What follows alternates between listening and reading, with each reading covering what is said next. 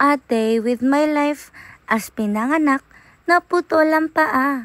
Charis! For today's video mga kaputol, kasama ko si tatay at yung mga kapatid ko. Dahil pupunta kami sa SM Lanang, Davao City. Dahil isusurprise natin si tatay ng regalo sa kanyang kaarawan.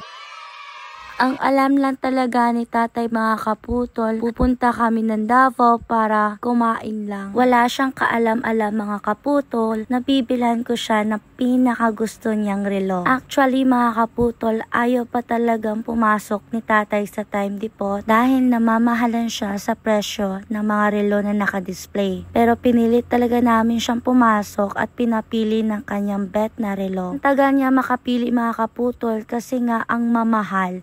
Kaya, eto yung kaganapan. Kaya, pinapili namin siya na huwag titingnan yung price mga kaputol. Dahil kapag titingnan niya yung price, hindi talaga siya makakapili. Kasi nga, ang mamahal ng mga nakadisplaying relo. At sa wakas, nakapili na siya mga kaputol. At ayun na nga mga kaputol, final na yon. Kaya, magbabayad na tayo mga kaputol dahil yun talaga ang bet ni tatay. Bet din yung price, Charis.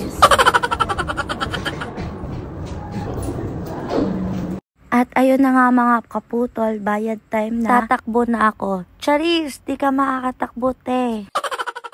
Ang relo pala mga kaputol, naghahalaga siya na 10,998. 50 na yung brand. Mahal siya para sa amin mga kaputol. Kasi nga hindi po kami mayaman. Pero kung ikakasaya naman ng aking tatay, why not diba? Kaya binili ko na mga kaputol. Hindi man kalakihan yung kinikita ko dito sa Facebook, pero ang importante mga kaputol, mapapasaya natin ang ating mga magulang. Kaya't kung kaya nyo naman bilhin mga kaputol, bilhin nyo kasi hanggat kasama nyo pa yung mga magulang nyo. Hindi pang habang buhay makakasama natin sila. Kaya't kung makakabili kayo ng regalo, malaki man or maliit, ang importante galing sa puso, mapapasaya na natin sila. So, go back na tayo sa video mga kaputol. Ayon, sinukat na ni tatay yung relo at ito yung mga kaganapan. At nagpa-autograph na sa akin si ma'am. Charis!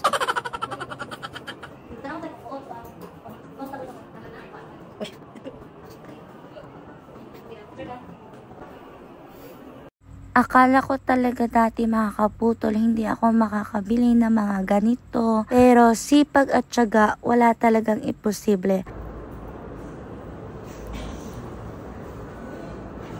At unang-una, thank you Lord. Kasama talaga kayo mga kaputol sa journey na ito. Kung hindi dahil sa pagsusuporta nyo, kung hindi dahil sa panonood nyo sa mga video ko, hindi ko to magagawa mga kaputol. Kaya maraming salamat sa lahat ng mga sumusuporta. So bago ko tapusin tong video na to mga kaputol, magsha-shoutout tayo sa ating mga top fans. Big shoutout to my newest top fan, Maui Bustamante, Casey Marjan Ramos, Drake De La Peña, Wanalam Ray, Reynan Roque, Ray Gumba, Angileto Cabanse, July Beb, Iman Rakib Azares, Adi Christian, MJ. Thank you so much sa pagpalo sa ating mga kaputol.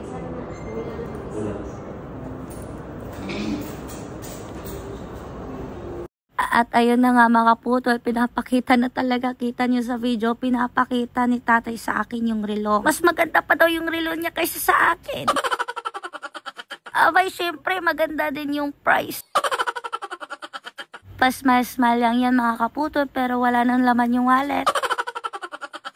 Charis! Walang ganon mga kaputol. Sobrang happy ko talaga mga kaputol kasi ayun na nga, unti-unti ko nang nabibigay yung mga gusto na magulang ko.